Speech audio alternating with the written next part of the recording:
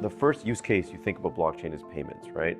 So that's the first thing you want to do is show that you can secure a payment mechanism just like Visa, MasterCard, but much more secure, without middlemen, take away the fees, offers economies of scale, so the more people use it, the cheaper it gets.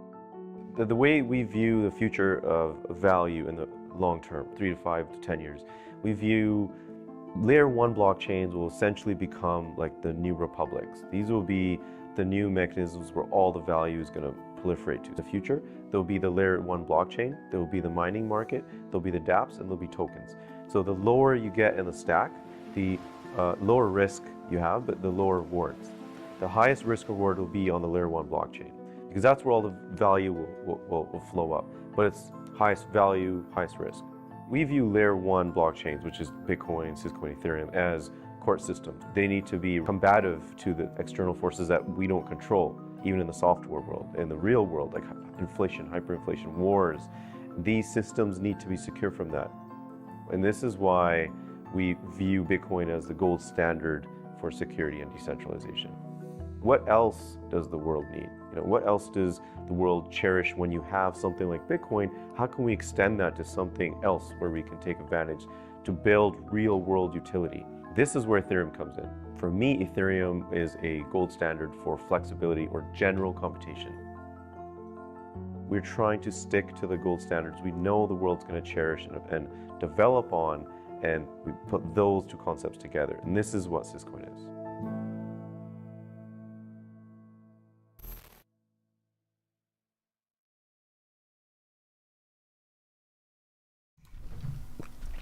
Ladies and gentlemen, for those of you who have been here before, welcome back. And for those of you, it's your first time viewing, I am that Hotep Jesus dude. It's great to be here. I have a wonderful guest. See you on the screen today, Chingo Bling. What it do? It's your down under marca Chingo Bling, the king, Quiero Vaquero, el rey de foreplay, the Massa Messiah. It's going down, the Versace Mariachi. Man, this is way overdue, bro. Yo, it's good to have you on the platform. We've been following each other for a little minute now. And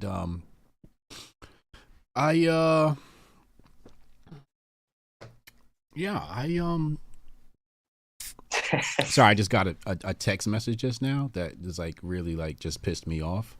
But let me hold together. So we've been following each other for a really long time. This is a dope interview I've lined up. It's gonna be a very intense interview, and we're gonna hop right into the nitty gritty. We're just gonna jump right into the mud. Immigration is a huge topic. I watched your interview with American Cholo, and he reminded me a lot of conversations I often have with my people. I know it's a very frustrating interview to watch. You guys are talking about immigration, and when we're talking about immigration, both legal and illegal. It's a very nuanced conversation. It's not as simple as left or right. It's not as simple as good or bad. I thought that the interview was quite unfair. And he wasn't trying to hear you out, right? He was just like forcing his opinions down your throat. You may disagree or agree with that, but that's what I found with a lot of people is they don't really want to hear your side. They don't really want to try to understand what you're saying. They want to bring you over to their side. But you made this interesting comment. You said something, and correct me how in the proper way you said it. But you said if black people, something about black people, should not support it. What did you say? Yeah, I think the part you're talking about is when I said, the Democrats, they offer black folk like, hey, we're going to help you out, make sure you're good economically, make sure your wages go up, or we're looking at the employment. So, on one side of the coin, there's that offer. And then they turn around and tell Latinos out the other side of their mouth, like, oh, yeah, DACA, come on. If you asylum seeker, if you, refugee, whatever. And it's like, how do those two things, it's almost like, how do you have an open border and increase wages for the black community? So I was like, somebody's going to get screwed, basically. So I was just kind of pointing out how a lot of times they just say stuff that sounds good, but if you look at the long-term economics or even the border issue, I guess let me contextualize the Gil from American Cholo. We're cool, but the way we first interacted was when I hit the Instagram streets and was basically saying like, "Yo, 4 more years, bro. Like, look, this might trigger y'all. It's gonna sound weird coming from me because I was like, Mr. They Can't Deport Us All. I had a Netflix special called that. I had an album with that same title. I'm a first generation son of immigrants.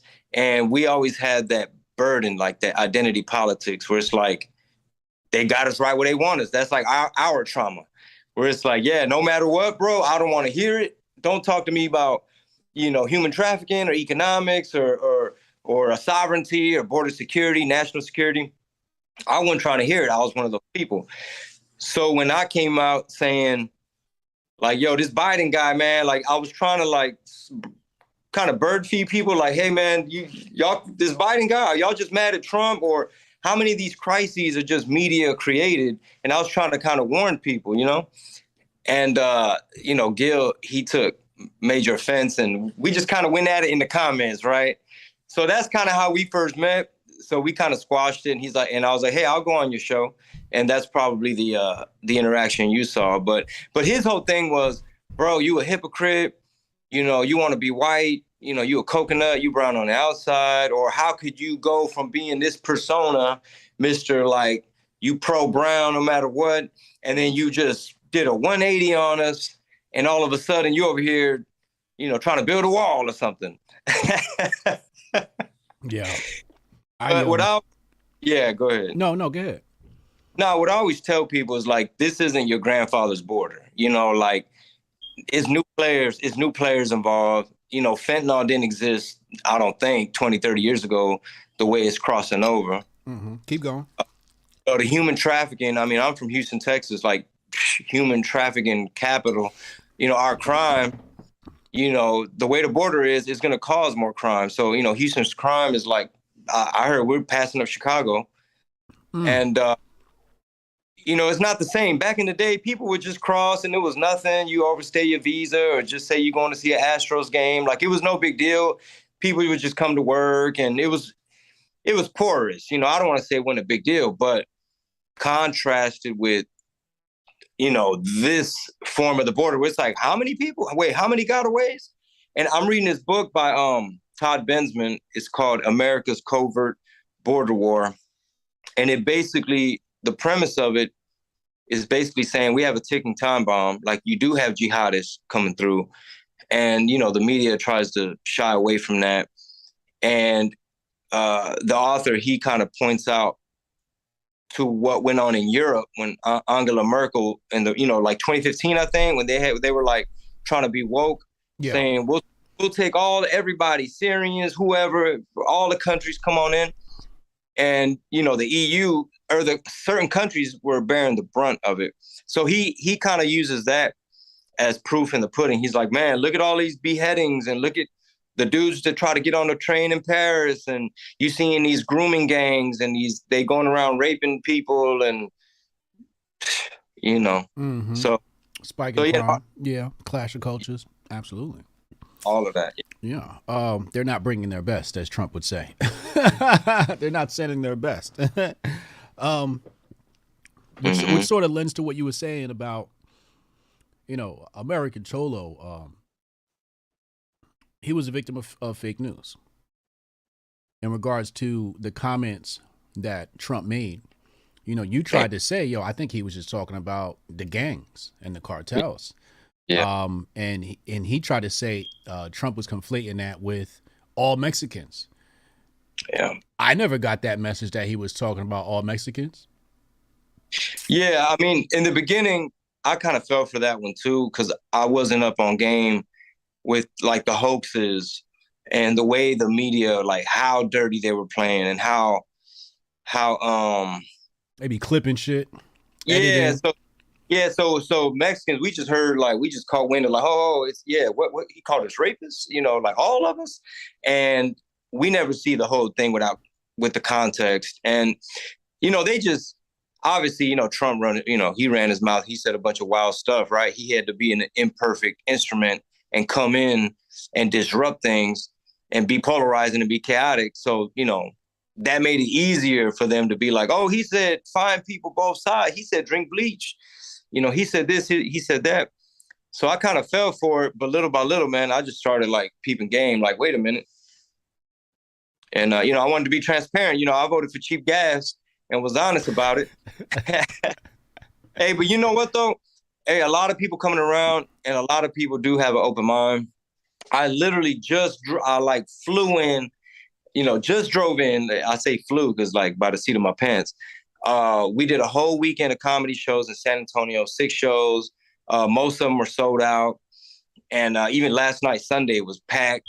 And a lot of people are like, yo, man, I like what you're talking about. And, we don't have to agree about everything, but I kind of see where you're coming from. And, I have a podcast called Red Pill Tamales where, we drop about 3 episodes a week and we just chime in on all the current, economic and political stuff that's going on. But yeah, thankfully, bro, like it hasn't really, like, not everybody turned their back on me. You just lose a little percentage of people that are like super close-minded. Yeah, absolutely. Well, I can relate to you wholly about, people thinking you did some switch because I had to switch,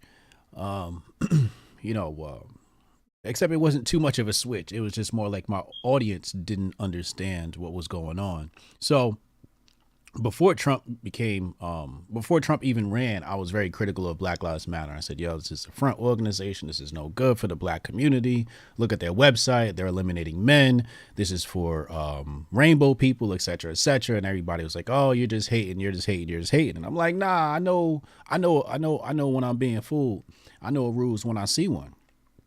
And then Trump came around and I remember there was a website called The Root. It's connected to Huffington Post now. And The Root in the early days published an article, I want to say it was 2011, it was about how immigration hurts the black community. Well, after Huffington Post got a hold of it, they started publishing articles like Black Men Are the White People of Black People. And then I became I became an enemy to my people. And I sort of washed my hands with the whole notion of being pro-black because, as I got older and wiser, I understood that, identity politics is actually foolish. It's setting us back. It's setting the world back, setting the consciousness back, et cetera, et cetera. But I was a Trump guy from the very beginning, mostly because I was hypercritical of Hillary before she even decided to run because I knew her stance on immigration as it related to black folks. I knew how she felt about or her dealings in Haiti, et cetera, et cetera.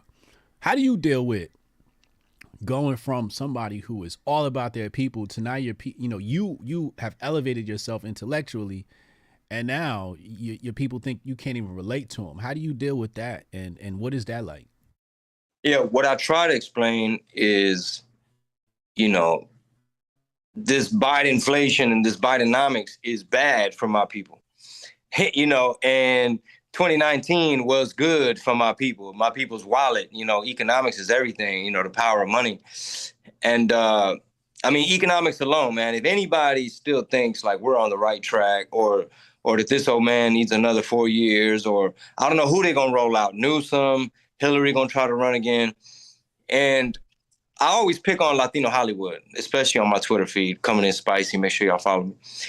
I always call out Latino Hollywood. Every time there's a debacle, every time Joe saying something wild, I'm always like, well, Latino Hollywood, we can't listen to them no more, how to vote, because they had their pom-poms out. Boy, they were just, I'm talking about, y'all, I don't even have to say names. Y'all know they were out there in full force. Man, this is what we got to do. This is for our democracy.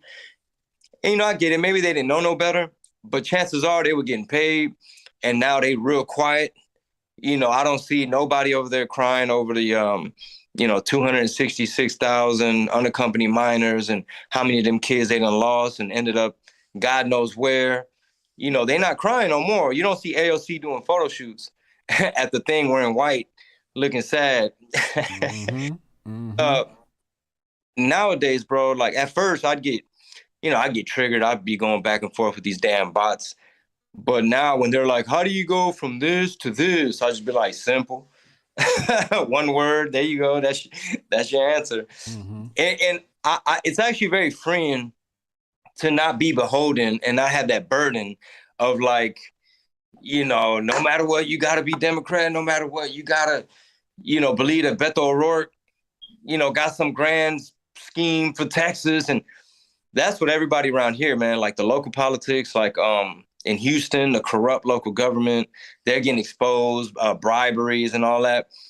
And the church we go to, Second Baptist, the pastor, he went up there and he just started reading crime statistics for the city and the county. And he was, and then he ended that, he said, we need to throw them bums out of office. And boy, the mayor, the county judge, everybody next day, they're like, you better watch your mouth, man. You're going to, your 503C, whatever, the IRS and church separation, church and state. And then he backdoored, doubled down. The next week he came back. He was like, I didn't know reading crime statistics, we're going to cause such a fuss. And everybody just stood up and he said, you're not supposed to scream fire in a crowded theater, but when there's a fire, somebody got to stand up. And that's like the big thing right now is like, we can't let Beto O'Rourke, California, our Texas, he's a gun grabber. He's Mr. Hell yeah, we coming for your guns. In Texas, boy, like we love the Second Amendment. So yeah, it's gonna get real interesting November 8th for sure. A little off topic. Can AOC speak Spanish? Honestly, I really don't know. She's probably more like New Yorican. But the people that don't know, what is that? so basically, if you're from Puerto Rico, then obviously you super fluent. But once you New Yorican, that's kind of like Mexican American. That's kind of like you. I'd argue she's a New Yorker first, because that culture is so dominant. It's such a unique way of living that it's like, nah, you probably New Yorker first, and then like, oh yeah, my people come from Puerto Rico. I've never really heard her speak Spanish, so I don't know. Yeah, I've been that's my boo. So I say, yeah, she can speak Spanish until somebody prove me otherwise. I've seen the gifs of her fixing a ponytail. I've seen it all. All right. Back to this whole Mexican American thing. What is? So I'm learning here. There's Hispanic, which I break down to his Spanish people, which is obviously from Spain. And we're going to get into that later. And then there's Mexican. Is there a different political ideology from the Hispanic community for Mexicans, or is it very similar? Okay, when you say Mexican, you mean Mexican American, right? Yeah. Okay. Well, these days it's split pretty much in the middle. Obviously, you have a subset of the community that are like woke. You probably got some borderline communists up in there, like indoctrinated, fresh out of Chicano studies, and they think they still walking around talking about it's stolen land, and I don't know what type of like Marxist identity politics type of stuff. And then you got like some more just conservative, traditional people that are just like religious, hardworking, mind their business. And, they probably vote blue as well, just because they're just like, we were told those are the ones that are the good people for the working class. But in terms of like Hispanic and Latino and all that, bro, now they want to call us Latinx. So they just keep coming up with stuff. But when it comes to Mexicans, though, like it is a very distinct. It's like it's like we're very different from all the Latin countries are pretty different. Obviously, if you got a cluster of Central American countries, they're gonna like overlap in a lot of ways. But Mexico just has such a unique, I don't know what it is. I guess just like the history and, I don't know. Yeah. So, I see Latinos for Trump, et cetera. And, so you said it's 50-50. I think that pretty much answers my question. it's a little bit of diversity in the voting, I guess you could say. It's probably split down the middle. Some vote Republican, some vote Democrat. Are those demographics different?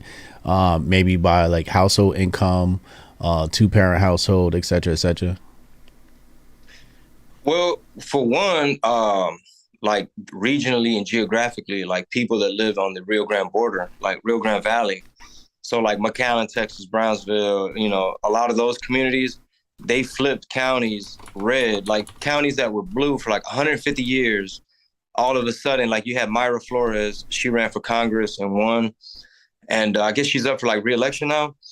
But that's like a big distinguishing factor, meaning like, for example, if you live in a big blue city, like, LA or Houston, chances are you've gone through that school system and just culturally speaking, you've been persuaded that, social justice and, equity and all these things sound very appealing. So they just kind of go along with it.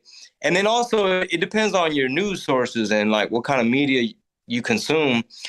Because if you turn on like Univision, Spanish channel, it's just like they're parroting a whole bunch of and Trump did this and that's bad, and this is racist and this is mean to immigrants. It's almost like if you translate it, that's kind of how they're like, look at what these Republicans did. And that is so mean to immigrants and they hate immigrants. So it's kind of like CNN, basically. How did they feel about the term Latinx? What's funny, man? I'm working on a joke on stage where I kind of be like, I'm like, yo, it's Hispanic Heritage Month, man. Where my Latinos at? Everybody scream because you setting them up. They're like, this the party. What we doing? Shots? And then you like, yo, we got any Latinx? And they look so confused. They're like, huh? It's like, Latinx? Ain't none of y'all Latinx? And then I just start roasting it because, nobody goes along unless you're establishment type. Yeah. Like when you're doing things very corporate. And I'll give you an example, right? I'm part of this, and no disrespect, HBO, please invite me on. Please keep cutting them checks. But HBO Max, they put out it's called the Ha Comedy Festival. And I think the subtitle was Latinx something or other, Latinx Comedy Festival. I didn't ruffle no feathers. I didn't rock the boat. I went along. I did my part. But, that's just, I don't know. I'm like, okay, y'all trying to get that sponsorship money? Like don't nobody really do that unless you're like at the mall and it'll be like Macy's honors Latinx. You'll see a lot of like really progressive Democrat people. You'll see that like on their flyers or something, but it always falls flat. It never really resonates. What do you think they're trying to do with that? I mean, this might be too one-dimensional way of thinking, but like, it just always seems like if they can control how you view yourself or how they can brand you and how they can kind of label you, it might be a little bit easier to get you to go along. Almost like, hey, we're the smart, good guys, and there's new data, based on new research, right? This is kind of more inclusive, and based on everything we're learning about gender, you got to see y'all's language, right? See Spanish. Sometimes y'all have the O at the end. Sometimes y'all have the A at the end, and that's not inclusive. Some of that woke stuff, bro, is trying to make it into Mexico, and that dog ain't gonna hunt. That shit is not gonna fly. There's like viral clips of like, I don't know who this gentleman is, but he's obviously like some kind of scholarly type of thinker. He's almost like a Mexican Jordan Peterson, right? Mm-hmm. Because this dude named Jorge Ramos, he's been on Univision forever. So he's kind of like Anderson Cooper. He damn near look alike, right? Damn near look alike. So this Mexican Anderson Cooper will be like, but the Spanish language, we got to start kind of thinking more progressively. This is archaic and it's not inclusive. And that older gentleman, he was just like, bro, you're not going to just rewrite how we talk. He's like, that's not what that means. He's like, when you see a group of like boys and girls, it might still be ellos. It's like, it's them, but it's kind of masculine. So he's like, that's how it is. Y'all reading into it too much, trying to be woke. Mm-hmm. Mm-hmm. Dr. John Henrik Clarke said, power, or corrupt power is the ability to define someone else's reality. And I think and that nails like exactly what you said. They're trying to dictate exactly how you view yourself, and they're doing the same thing with the black community. Chat, stop grifting, hit the super chats, ask Chingo Bling a question, make a comment, stop grifting, pay your tithes. So okay, so let's talk about something else that happened. And this is a very sensitive topic for me. So you know, I'm a controversial individual. I study a lot of history, and so I'm about to say something really crazy. You ready? Yeah. Ain't no such thing as Hispanic people. Okay. You going with the spice? You going with the spicy whites? Yeah. Listen. In the continent of South America, there was no Mexicans. There was Mexitos, but there's no Mexican. There was no light-skinned folk. It was all black folk, African-looking individuals. Then the Spanish came over and started mixing, and they created, through race mixing, Hispanic people. Meaning the indigenous people? Correct. Oh, got it. Okay. When you go look at, you know, the old paintings, even in Hawaii, you can see the old paintings. It's all African-looking cats. You'll see an Asian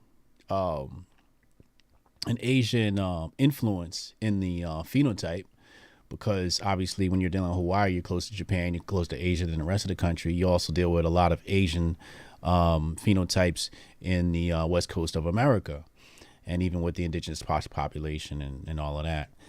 And so when I think about Hispanic people, I'm like, okay, this is actually a newly created race, right? And for example, you ever see a black and white, a mixed person, a mulatto, and then people like just start talking Spanish to them because they think they're Spanish. So yeah. It sort of lends to that. So, you know, that's my controversial take on this whole situation. But really what I'm getting to is I heard American Cholo complain about, you know, he said, oh, we're brown people. We're brown people. And I'm like, y'all not brown people, but okay, whatever. Y'all want to call yourselves brown. That's cool. But, you know, he's making it seem like the Hispanic community is victims of racism. And as far as I heard and I've experienced, Hispanic people don't fuck with black people either. They're very racist. If a Hispanic girl was to bring a black man home, grandma not going to be too happy. When you're dealing with the Dominican folk is like, I'm not black. I know black, right? And he darker than me, right? Yeah. So, and then when you deal with places like Argentina, who practices ethnic cleansing, you deal with Brazil, right? Brazil, there's a movie called City of God, and the one black kid in that movie, what's his name? His name's Blackie, right? So black folks deal with racism with all types of people. So when I hear Hispanic people complain about racism, I'm like, y'all acting like y'all not racist yourself. Am I correct in some of this or what? Oh, I've tweeted before. I was like, some of these Chicanos or whatever, I was like, these some of the most racist people on earth.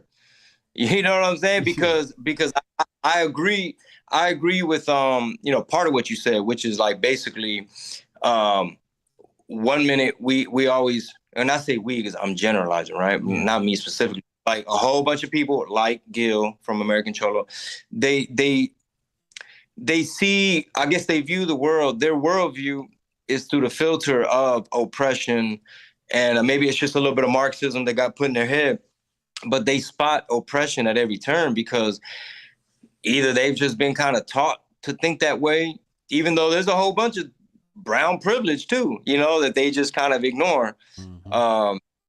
So I literally tweeted that for that reason, which was basically like, bro, y'all, I'll give you the best example.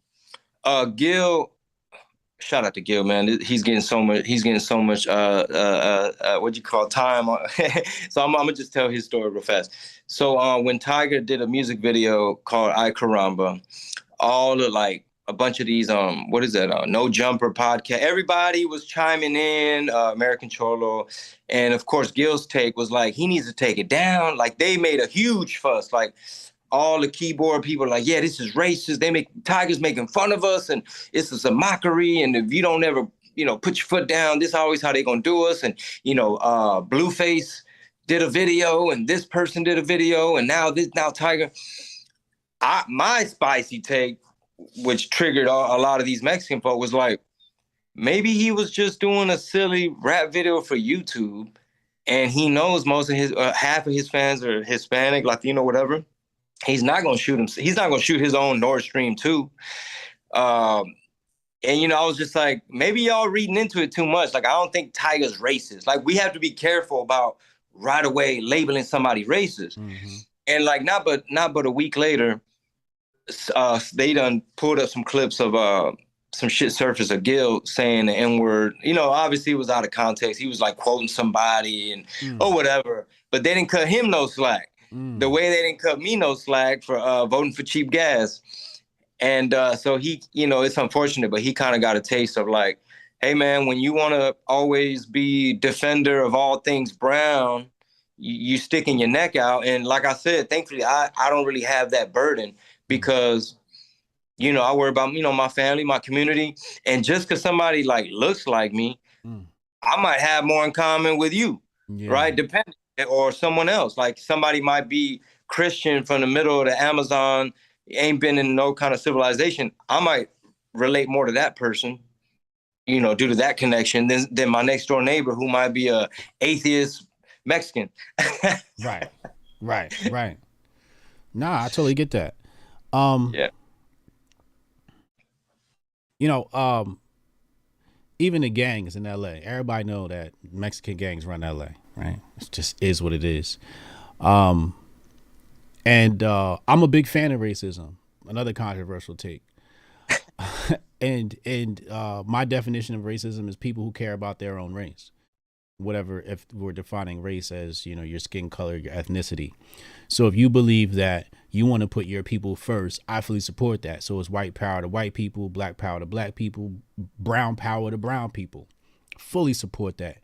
And I think there's nothing inherently wrong. Well, there's a lot wrong with it, but most of it's inherent. But I get the sentiment. I get the idea, right? I get the reason for wanting to be about your tribe. And technically, due to the state of the current human ego, I think that might be the proper way to operate. With that being said, I don't tolerate any victimhood. So for the black community, when we talk about,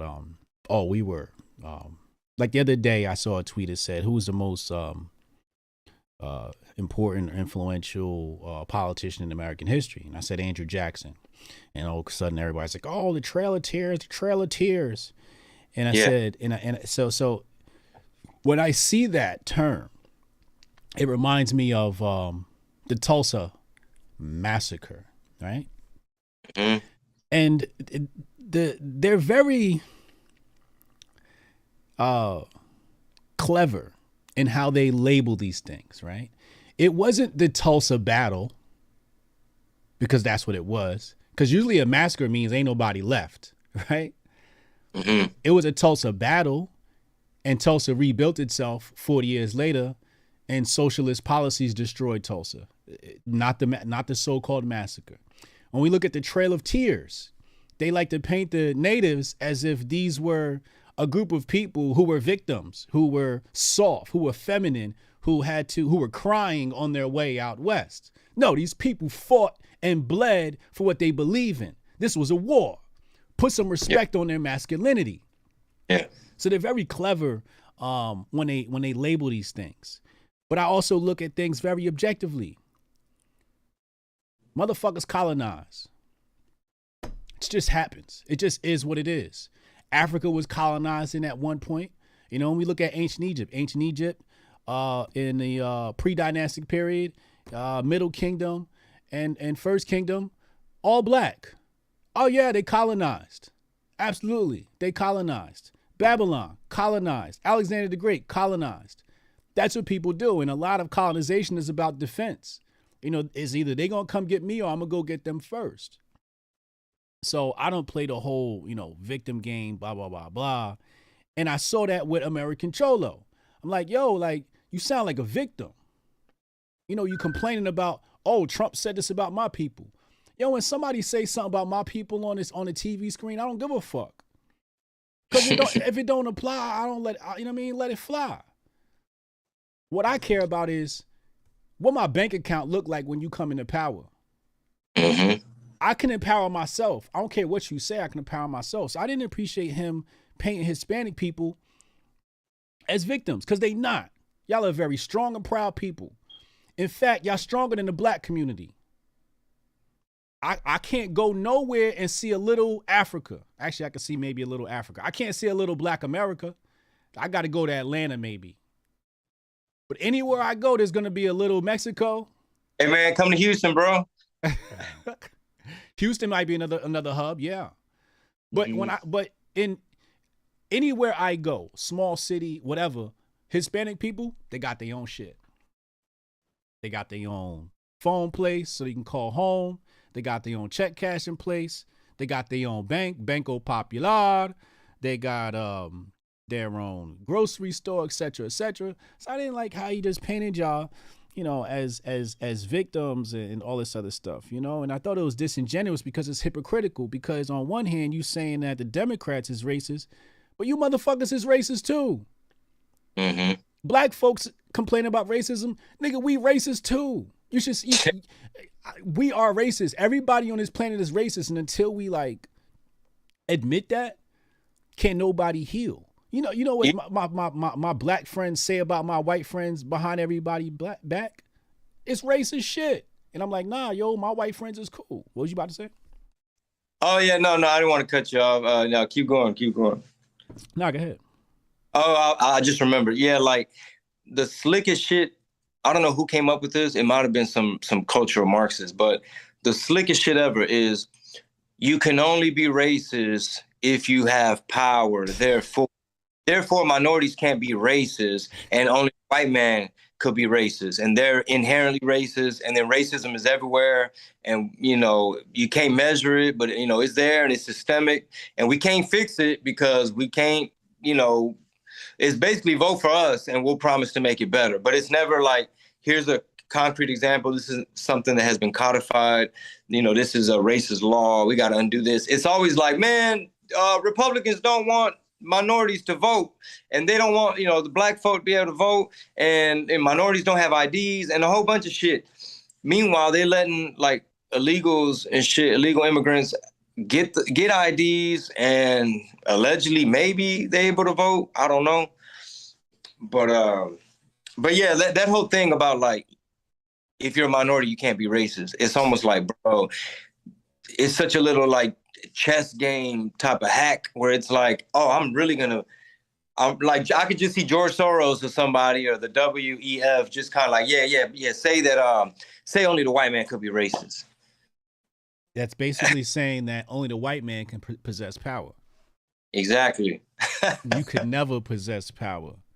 Damn, that's racist. That's racist. Exactly. That's real racism. You know, like the real racism that happens is ignored for, you know, somebody riding down the street waving the Confederate flag, screaming the N-word. That's not racism. That's just hate. Yeah. You know, racism is when you have the power, again, to dictate to another motherfucker what their reality is. Like I said before. So the Democrats come in and say, listen, you black person, you're weak. You Hispanic person, you're weak. You need us. We will save you. That's racist, according to their definition. Man, I had this, let me tell you this long story short. So I follow Netflix on Instagram, and there was an Asian comedian from New York. I forget his name, Ronnie. I think his name is Ronnie. But they posted a clip from his special, and that clip was basically the whole premise of his joke was like, "Hey, Ronnie, you need to speak up more on your platform and promote vaccinations, because if not, the ignorant people won't have the information from your platform, then they'll die." And he's basically like, it's a win-win, almost like let the ignorant die, because I also don't have to use my platform to promote whatever. And I just left a comment on there. I don't even know the guy. I don't have anything against him. But I just left a comment. I was just like, okay, so pro pro-vax comedy. That's what we doing. You know what I'm saying? Almost like you're basically echoing the status quo and the CDC and the View, and you're no longer being a stand-up comedian trying to find that other take. And this other local comedian dude, he jumped on me and he started saying a bunch of shit. And I hit him up. I was like, hey, man, I thought we were cool. He's like, dude, I just think your political views are bad for minorities and this, and that. And I'm like, I can't think for myself. I can't even vote for cheap gas for me. I'm glad you brought that up, because I always say on this channel, human beings operate off of self-interest. And the older I get, the more I operate like that. I'm going to do what's best for me. I'm going to do what's best for my family. And then everybody else sort of comes second, right? It goes me, my family, then Hotep Nation, then whoever else gets sloppy seconds. You know what I'm saying? But I think that's human nature. There's no way people can argue that. So when we talk about voting, left or right, forget the rhetoric. If I'm looking at self-interest, I feel bad that, kids are being used by coyotes and all of that stuff. And, I'm not 100% on board with deportation, but I got to look out for myself. And it's making America unsafe. It's hurting our economy. I'm paying for it via my tax dollars, right? I heard American Cholo complain about healthcare in America, right? And you made a great point about, the socialist version of healthcare. But I'm like, yo, don't you understand that you want money to go to healthcare, but if you increase the population via illegal immigration, that's coming from healthcare budget? He kept contradicting himself through the whole interview. I was so, American Cholo, I want to come on your channel. I want to talk to you and set you straight. He seems like a great guy. No distance. He seems like a great guy. I just think he's very uninformed. No, like I said, he and I had got off to the wrong foot because we met in the comment section. You know what I'm saying? Right. But you know what? I'm gonna give him. I will say this. A lot of the big pages that were trying to what's the word? Fools Gone Wild. They like to kind of pick oh, look at what this Chingo Bling guy did. Y'all not hear what he did? And then they try to put you on Front Street, right? With a little compilation clip of you out of context. So I would reach out to all these big channels and big pages like, hey man, let's milk it. You come on my shit, I come on yours. Let's do something, right? Let's actually try to understand what I'm saying and break down what I'm saying, or fact check me or debunk me. And he was like the only one. Everybody else was like, nah, we cool. I don't think we could get much ground covered because, you got your views, we got ours, and ain't nothing gonna come from that. But he was actually like, yeah, fool, I see it, dog. Let's do it. Fuck it. Yeah. I think that's important. That's why I said I think he's a good guy, because if he wasn't, he wouldn't have had you on the platform, right? I just think people are wholly uninformed.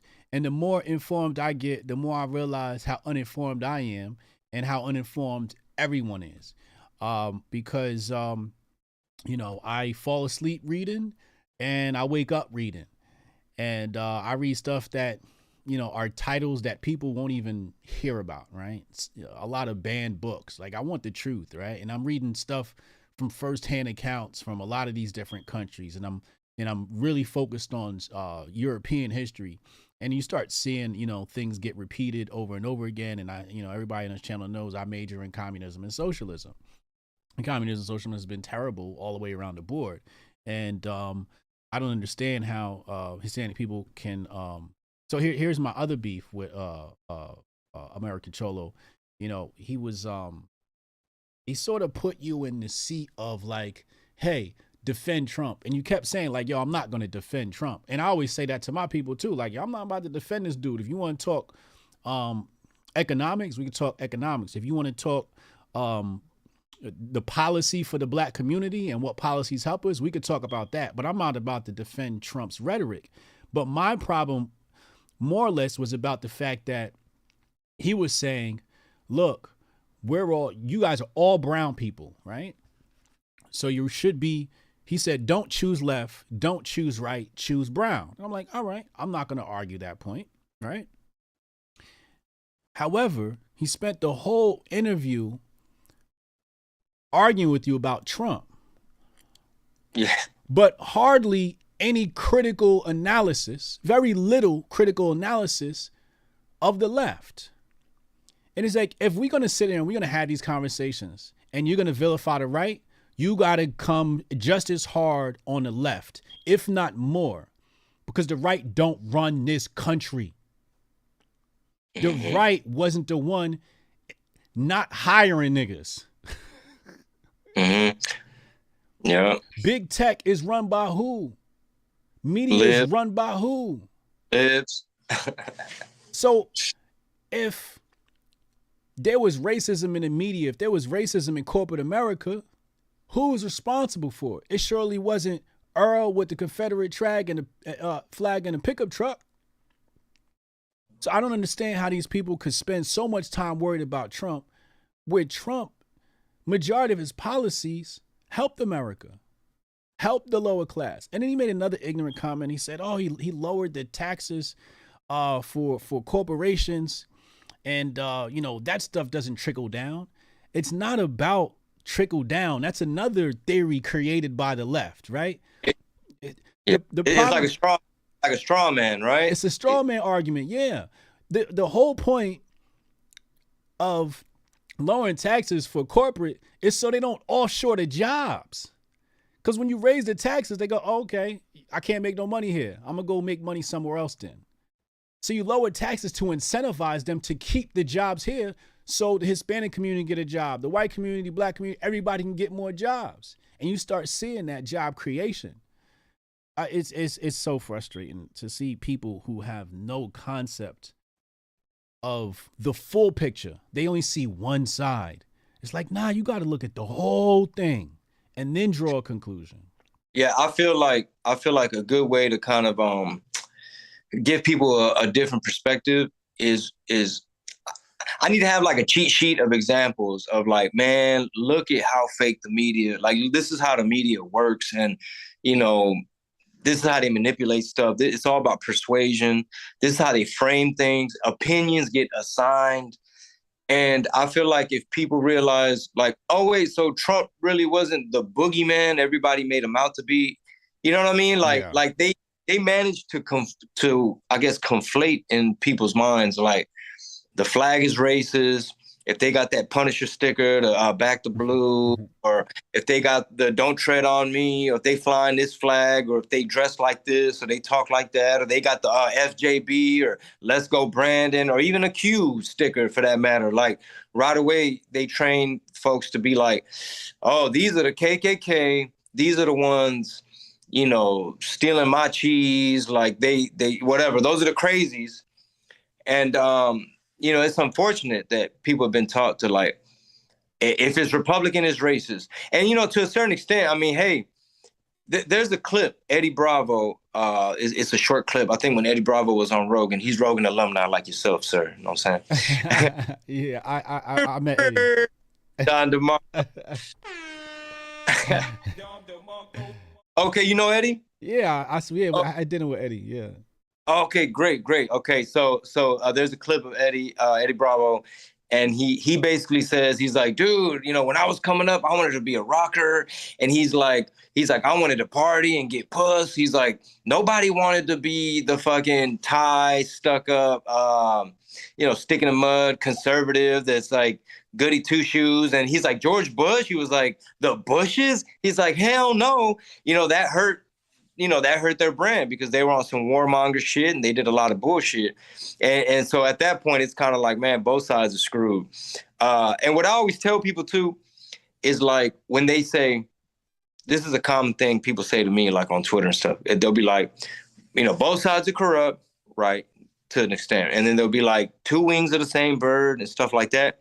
I always mess their head up by saying, well, look at the GOP and the Republican Party within itself. I was like, that within itself is fractured. I was like, you can't even say that is a wing, only because half don't fuck with the other half. And then I said too, I was like, keep in mind, some of the main people hating on Trump was the Republican Party. Right. Because it was going to disrupt their good old boy Unit Party, Purple Party, the way they've always done things. Shit, the Clintons cool with the Bushes cool with the Obamas, and back and forth. And I don't know if that sinks into people of like, wait, so you're telling me there's like a whole other America first populist, national. That's another word, nationalist. Mm-hmm. Some reason the media has made it to where that like triggers people like right wing white nationalists or whatever. Yeah. And I'm not even sure 100% what all that means, but I'm thinking to myself, well, I'm not a globalist. You can call me a nationalist all you want. Like, yeah, I want America first. And earlier you mentioned deportation earlier. It's some sick people, bro, and some of them gotta be deported. Some of these people doing some sick shit. You don't even want to know. Where it's like, I don't give a damn. You brown, whatever. You acting a fool over here. You doing a bunch of stupid stuff, and you're not even supposed to be here. Right. Not in my backyard. Yeah, I don't know. I just want people to be honest, right?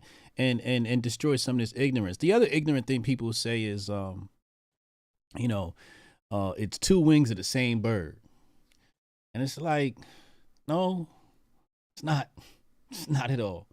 First of all, it's a whole bunch of different birds. Yeah. Let's start there. Yep. If we want to be real about this, ain't no bird, only banks. Mm-hmm. There you go. You see what I'm saying? And either you're in line with the banker plot or you're not. Okay? And I'm not here to hate on the banker game. I'm just saying you got your game. I'm going to have my game. And if you got people that's playing your game, that's cool. But I get to identify who plays for the Lakers and who plays for the Bulls. That's what I'm allowed to do. And there are people in the Democratic Party who play for the banks and people in the Republican Party who play for the banks. The United States government is like the spoon in the Matrix. It doesn't really exist, right? It's an inanimate object. The government doesn't do anything. People are, oh, it's the government. No, it's not the government. The government is an inanimate object. Our government is divided into three parts. Which part of the government did this? You tell me. And who did it? See, if we got smarter and started to identify, okay, it was the Bushes, it was the Romneys, it was the Bidens, it was the Clintons, we could get a whole lot further in this country. But what happens is people don't want to do the studies because it's just too much work. So they just go, oh, it's just two wings of the same bird. It's like, no, it's way more nuanced than that. First of all, the Republican Party is splintered right now, like you just brought up. Completely splintered. You got some black Democrats who only run Democrat because they don't want to handle the fight of being a third party or red. So you have some people like, oh, all Democrats are bad. No, that's not true. I know some good conservatives that ran Democrat just because they know they can get the vote and they can get the support. You know what I'm saying? So you can't just politics is way too nuanced to dumb the conversation down like that. And I hate when people say shit like that. Mostly because, like, now you saw them say Trump Republicans. Yeah. It's MAGA Republicans. MAGA Republicans. Yeah. It's the ultra MAGAs. The MAGA agenda. So. No, go ahead. Yeah. No, I was just gonna say, like, you kind of touched on this, but like the Democratic Party has all these factions too. You got like the Squad, or you have like the super progressive. You got like the classical liberals. They still, I guess, kind of more centrist, and then you just got like I said, like the ultra progressive, like damn near communists. Everything got to be, you got a drag queen in every school, like that type of stuff, where I think that pushed away a lot of Latinos, where they're just kind of like, man, this ain't the Democratic Party I remember growing up. Mm-hmm. Mm-hmm. I think the real deciding factor for me was the children. When they started supporting sexual content being taught in schools at young ages, drag queen story hour, man, boy, love, all of that Oof. stuff, right? Like, that's when I'm like, all right, hold up. Now y'all done went way too far. And now I'm going to have to go out and vote Republican because, you know, before I was just staying out of it, right? Now I'm like, no, I got to get in it.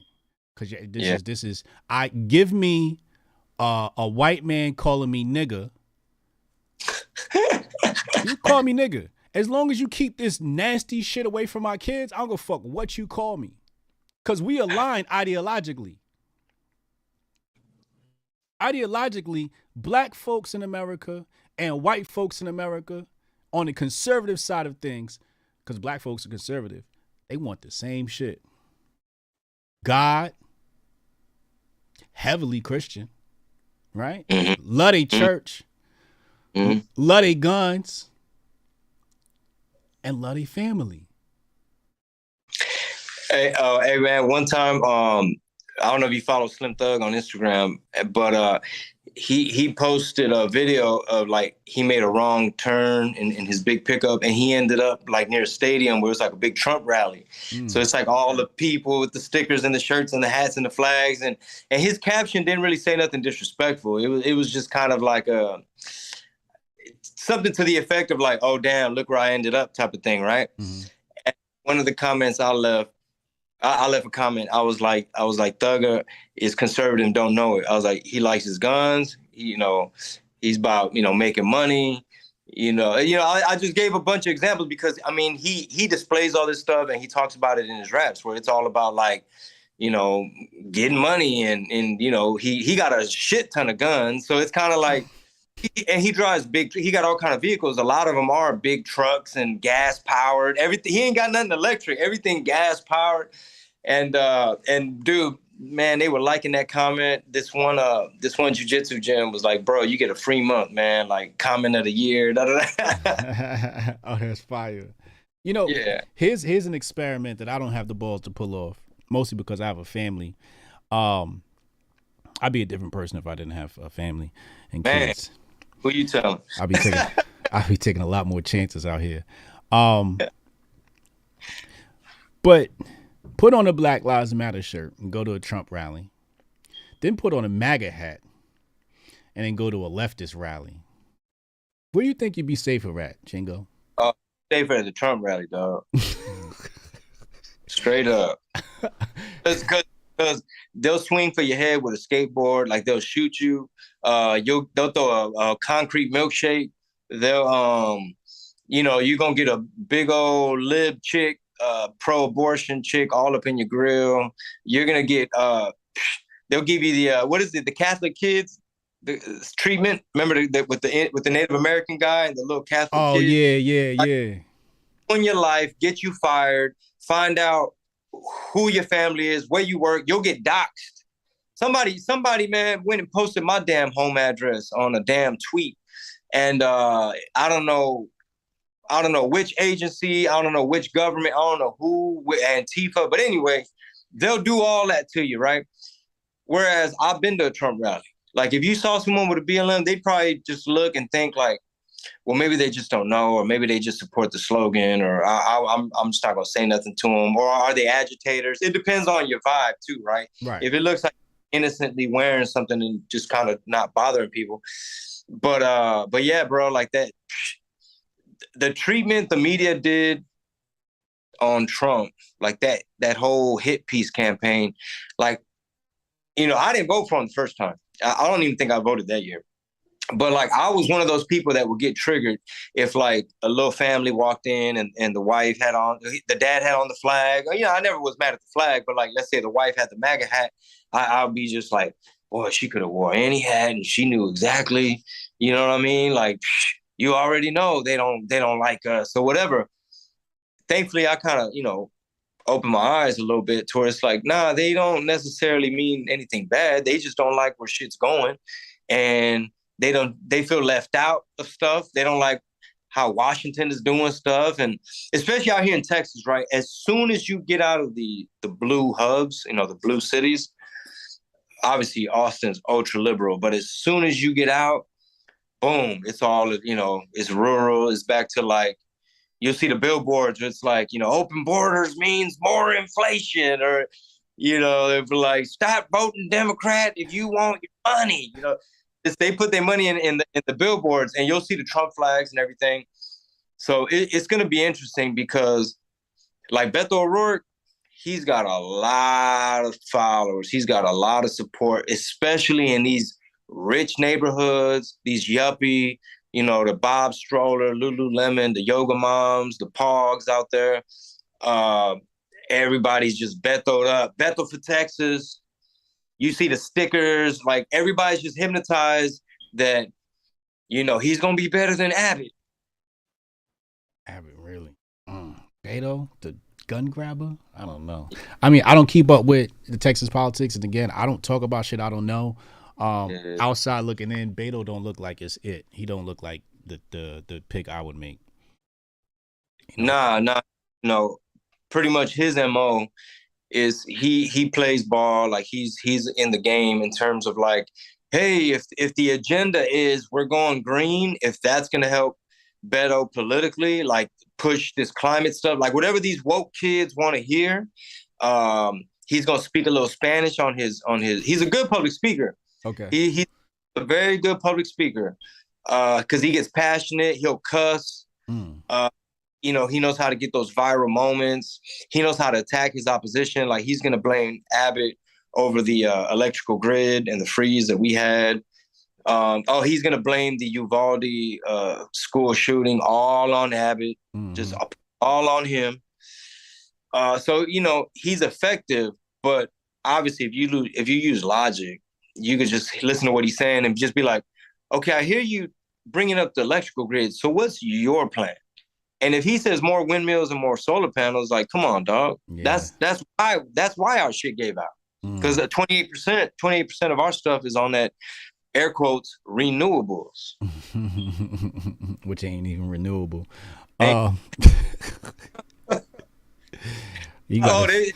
They say climate friendly, but it's like, bro, that's the last thing it is, dog. Shit, not climate friendly at all. I'm hearing about how to dispose of the solar panels and how that affects the environment, and it's not exactly renewable, and you need millions of dollars just to take down one of them and dismantle it properly. So yeah. So what's the deal with Abbott? Shit, my advice to Abbott, all he got to do is just be more alpha. Like, just push the alpha shit. Just push the masculinity, because Beto, he's skinny. He wear them little roll-up sleeves and stuff. And he posted a video. He's like, all right, Corpus Christi, we're all getting up early tomorrow. Meet me for a jog. Like, he's Kevin Hart or some shit. We're all going to meet at the Selena statue. And, Dolores Huerta's going to be there. There's, yada, yada. And everyone's all pumped up. But it's like, bro, you just like you cucking out there. Like, just so frail and just, your name's not even Beto. At first, I didn't really mind that, because of them. Because to me, it's like, that's not... It's low-hanging fruit. Not the strongest argument, like, oh, that ain't even his real name. Yeah. Or it's pandering or whatever. But I honestly just kind of see him like he's cut from the same cloth as, like, Newsom. And when you see some of these states, like some of the stuff New York's doing, it just looks like he would want to go that route. Interesting. My heart goes out to all people, especially Hispanic people, brown people. There's a running joke in Hotep Nation. We were at Hotep Con this year, and me and Uncle Hotep were arguing about who's the biggest coon. And, we asking people, and everybody kept saying Hotep Jesus is the biggest coon. And I was asking people, okay, well, explain why. And some people couldn't explain it. And then Jay Hotz came around, Patriot Jay, shout out to Patriot Jay. And he was like, you know what it is, Hotep Jesus? I'm like, what? He's like, you love white people more than Uncle Hotep. And I was like, I can't even argue that. Because I fucking love white people. I really do. Yeah, same. When I tell you, some of the best experiences I've had have been with white people. Yeah. And some of the worst experiences I've had have been with non-white people. I remember... And I kind of commend them. I was walking into, I was going to get me one of them gyros. Gyros is made by the Asian people, the brown Asian people. And it was some ladies outside. I'm just being cordial. I say, hey, good afternoon, you know, da da da. And they just all looked at me funny and stayed silent. I was like, oh, they got their women trained, right? But they women trained not to talk to niggas. You see what I'm saying? And I'm not mad at that. But if I was to say hi to a group of white girls, it'd have been cordial, you know. And they might be underlying racist or, you know, whatever racist, but there's some cordial Asian motherfuckers. Oh, they don't like my black ass. You know what I'm saying? Hispanics, it's 50-50 sometimes. You know, I had this one Hispanic girl, she got me fired from Olive Garden, you know. She pulled some white girl shit. It was like, you Hispanic, but you acting like a white girl. You know what I'm saying? See, so, bro, that's why you got to come to Texas, man. We rock totally different. Yeah. All them, like, for example, California is very, there's all this little friction for whatever, you know, for whatever little street politics. Yeah. But Texas, it's like we got our own. We don't abide to none of that. So, and I know people generalize when they say stuff, you know. Yeah. Because we trying to make a point, so we generalize. But like, I'll give you the best example. You know, comedian Carlos Miller? No. Very, very funny. They have a podcast called 85 South, I believe. Oh, okay, yeah. Yeah, he's hilarious. He's super funny. Oh, yeah, I know him. Yeah, Carlos. Yeah. Yeah, Carlos Miller. So he tweeted something, and he probably didn't even, I don't even know. I'm not a mind reader. I really don't know what he meant. But he basically said something, I paraphrase, that was like, they always try to group us up with brown folks, saying black and brown issues, black and brown that. He said, but really, they don't F with us. And he's generalizing, right? Right. But again, I had to just retweet and be like, bro, you got so many, like, you know, Mexican fans, Latino fans, like, you don't. I was just trying to kind of remind him, like, hey, bro, like, whatever little bubble you're in right now that's not allowing you to see how many people you're reaching, like, funny is funny. Yeah. That was my point. I just wanted to be encouraging. But somehow, some way, I don't know if these were bots, but like this portal of, I don't know if it was like, I don't know what Pan-African is. Like, I don't know what, like, I don't know what type of kufi. Oh, you done stepped on the Pan-African bots? Bro, they started sending me footnotes and references and screenshots of this person said this and this quote from this Mexican-American civil rights leader from the 60s, all this stuff. And I'm like, who are these people and what they got to do with me and what I'm saying? And they're just like, well, if they're racist, that makes the sum of the whole racist. And therefore, it was just like so contrived. Yeah. And y'all making my head hurt. Like, you're not gonna, that shit don't work on me. You're not gonna just be like, you know, you're racist or y'all don't fuck with whatever. And it's like, ask any Texas black rapper, Zero, Slim Thug, Lil Kiki, any Texas rapper, what would your sales look like? What would your fan base, what would your concerts look like if all of a sudden, you know, Mexicans went away? They'd be like, nah, bro, they front row center, VIP, buying the merch, pre-order. They're there, you know. I got a counter argument, though. Okay, go ahead. I got a counter argument. White folks in the Deep South was lining up to watch niggas dance, watch niggas sing, but black folks wasn't allowed inside in the audience, and they were still racist. They look at that nigga dance. That nigga could dance. So you can still be racist and enjoy entertainment, Chingo. Yeah, no. I'm not gonna speak for every single Mexican American, but so yeah, two things can people can be prejudiced and shit, and also like rap music or whatever. I'm not gonna say that's not the case, but I get what you're saying though. Honestly though, I feel like a lot of times it's the immigrants. The immigrant Mexicans tend to be a little bit more closed-minded than, let's say, a young Mexican American who probably says the N-word, like probably like identifies damn near Rachel Dolezal or whatever. That's my boo. I heard, man, she got that OF popping up. But a lot of times, man, a lot of the immigrant folk, because for one, they don't even speak the language. they, depending on how long they've been here, they might have had a bad experience. And a lot of that is just from like ignorance and fear of just like, hey, I'm not from here and I can't even call the cops if some shit goes down, Yeah. Nah, it's a very nuanced conversation. Sometimes I'm very generalistic and say, yo, Hispanics don't fuck with us, but it's not true. Like, shout out to Francisco, shout out to Reaction PR. These is my Latino homies, and they came out to Hotep Con. They support heavy, So you're absolutely right. It's also like the old guard, even with the Asians, right? It's like the Asian kids that grew up here, they love black people. They love black culture. It's their parents or their grandparents, right? And even like my dad came on his channel once, and he says, the only good white man is a dead white man. Like,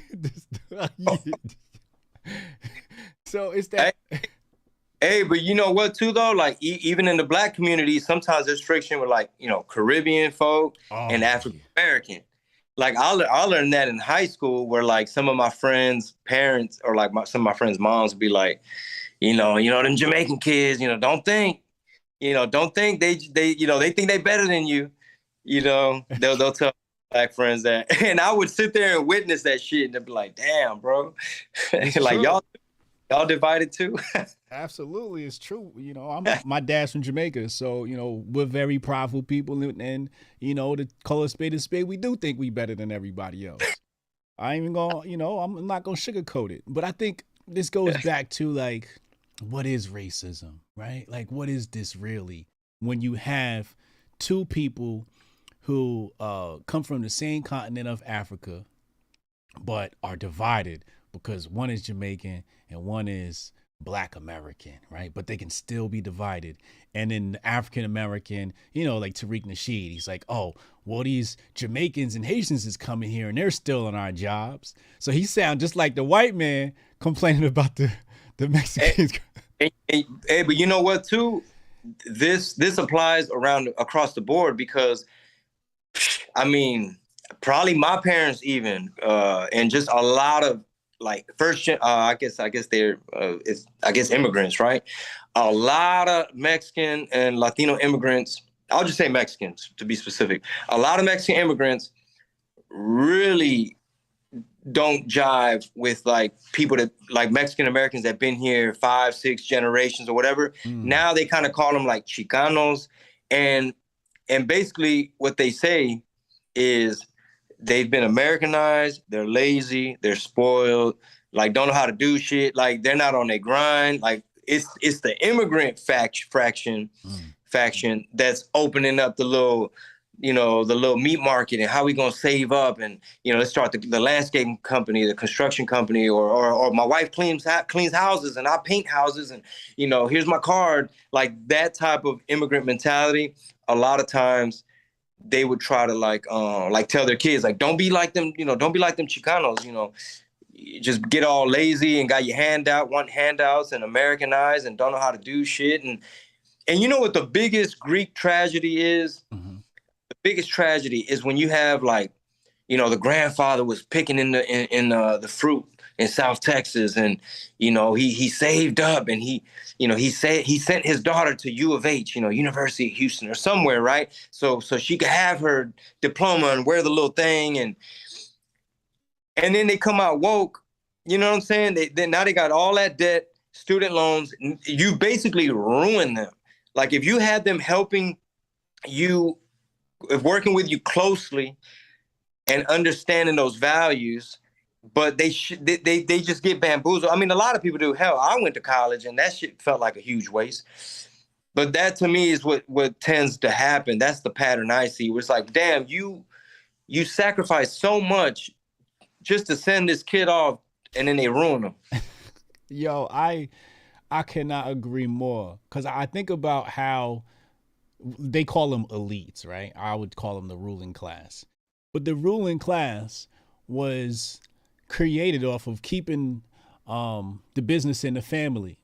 So you have a lot of these immigrants, they'll create businesses, could be landscaping business, construction business, and the kid's like, I don't want to do that. I want to go and work in an office and a desk. And it's just like, do you realize that the ruling elite as people call them, were practicing nepotism, and they sent their kids off to college to come back to help the family business, not to work for somebody else, to learn things that they couldn't understand. But the kids still kept their core values, still kept that. So I hate that kids go off to college and look down on dad's business, but it's like dad's business is the reason why you was even able to go to college. You know? And I think that's part of the agenda too, to separate the family. And so you can't build a power structure out of battle. They don't want another powerful family popping up, because if you stuck with the landscaping business and helped your dad with that business, he might be able to branch out into the next state. Next thing you know, you franchising. And now you guess what happens? Now you have real political power. And that's what they don't want. I'm gonna go into super chats here and then let you get back to your busy life. Chad Lamorny said the Diversity Clan will try to lump your BS, lump your WBS you don't fucks with, and then they'll splinter the same group if it suits them. They just exploit. Yeah, that's so true. As I study socialism, I saw the socialist movement rising in Germany in my studies, and then they said one group got too big, so they divided them based upon like one tenant. Chad Lamorny said, what's the best path to build independent? It's a question for you, Chingo. What's the best path to building independent? Building like your own lane, like being independent. Yeah. Well, you know what, man? I've been in show business for 20 years, and just observing what Rap-A-Lot Records did, and obviously the Bay Area, and hell, Master P, No Limit, Cash Money. That was always part of my mindset, and I try to apply that as much as possible. Just seeing like Swisher House and DJ Screw selling mixtapes. So being independent for me meant dropping off 24 CDs at like a Sam Goody on consignment, and they might have only been paying me like, I don't know, $6 or $7 or something after it sold, but they were making more money off me than they were off major label artists, because they were having to pay, let's say, Universal, somebody at $10, $11, $12. Now they're making less margin. Mm-hmm. So by the time the record labels started calling, and people were like, yo, who's the silly dude I saw on MTV? Like, dude, P. Diddy called, a whole bunch of people. And, I was trying to navigate everything at once, but thinking independently, I had to kind of like stick to my guns and just constantly be firm on the fact that I wanted creative control. I wanted the intellectual property. I wanted to own my masters. And a lot of times the people I was dealing with, they didn't even own their masters. So how were they going to get that to me? And they had boutique labels. Their label was distributed by Arista or whatever. So I say, one, get inspiration from somebody who kind of has a blueprint, whether that's a Mexican restaurant that has a chain, now they're on their 4th location, or whether it's, Rap-A-Lot Records or somebody. It's just kind of informing yourself, educating yourself so that you can have some kind of a strategy, a plan, so that you can have leverage. And then after that, you're just gambling on yourself. So there's no guarantees. You might have to go to plan B. You might fail. There's going to be ups and downs, but there's a huge reward calling your own shots. Just like, for example, in comedy, a lot of times what's hot is the independent type dude that just has a popping podcast, a strong, consistent YouTube, like just good content on the Instagram, like they're cranking it out, versus Comedy Central presents, and it's something that's very, hey, edited, you can't say that. Can we see the script? We need to review that. Like, hey, what's this joke? And it's just very gratifying, and it's just super worth it to figure out, like, hey, man, you just got to have some control, have some say, and kind of do it your way. And at the end of the day, have faith that the fans are going to support, the audience and your tribe is going to support that authenticity and the fact that you're doing it your way. Like, for example, you always grub when y'all record on Thursday night. So it's kind of like, hey, if you try that at a network, they might be like, hey, Hotep Jesus, you think maybe you can, in the green room where they're doing hair and makeup, you can kind of have your craft service and then we can promptly. And it's like, no, that's what it is. That's how they do it. And that's why we like it. Yeah, I totally feel that. Just a chick. She said, it's just weird people no longer question everything and are brainwashed to worship rulers. Indeed. Maximo Fines, thank you. He says, Hotep's been told you you're not alone. Chingo Bling, I battled this with my family. Latinos are conservative. Anybody with common sense, God, family, and to be left alone. Hotep and Bill. Shout out to Maximo. I got the Latinos over here too, Chingo. We out here, bro. And I've been practicing my Spanish. I want to connect with my peoples. I went to I was in Miami, and heavy Hispanic population out there, obviously. And I was at the Bitcoin conference, and my camera guy is Cuban. Shout out to my camera guy, Justin Lopez. And you know, I don't practice racism. You know, if I see somebody young trying to come up, no matter what their race is, I always try to like put them on game. So it was just two Latino kids. They was like maybe 20 years old. And I was just telling them like how to make it in America. You know what I'm saying? Do this, stack your chicken, invest, da da da. And he was like playing translator. And, you know, I was speaking my broken English, my broken Spanish. You know, so I'm definitely about helping people no matter who you are. I just want to see people win, man.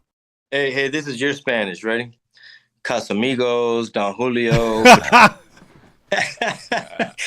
you be on there like Tito's, Reposado. Yeah, that was racist, Chingo. Sketch therapy. What up, bro? He said, y'all check out Chingo's links in the chat and Hotep Jesus' book. Hermano, gracias por hablar con los Hoteps. Word. Shout out to Sketch. Cassius Cam, he said, checking in from Mosquito Fire in California. Hotep would die. Hotep would die. That's my bro, Cassius Cam, yo. Chingo, thank you for having this conversation with me. I love having conversations with other cultures and other ideologies because it rounds out my perspective. And because otherwise I'm just assuming, you know. So I appreciate you, man. And all your links are in the description box below. So make sure y'all go check out Chingo Bling. Go follow him. When's your next show? We're headed to Salt Lake City this Thursday. Then we do Vegas for the weekend. So yeah, hit up the website or hit up the links. And, you know, if I'm in your town, come pull up. And I roll with heavy hitter, funny comedians, man. Like, I have a hard time following them because I try to make the show the best as possible. But yeah, man, thank you. No doubt. Make sure y'all go check out one of Chingo Bling's comedy shows. And Hotep and Bill, I'll see y'all for the next interview. We got Ian Crossland coming up. We got Jessica Vaughn coming. Count Dankula. John Fitch, the MMA fighter. I got some heavy hitters coming up, man. Shout out Chingo Bling leading off. I'll see y'all next time. For sure. Peace. You hear a lot of people say this, and I totally agree with it. They say, fail fast, and it's so true. But it also ties into the procrastination conversation. What is procrastination? Procrastination is nothing more than the delay of the gifts that God is ready to present us with. And we're saying, no, we're not ready for those. How about tomorrow?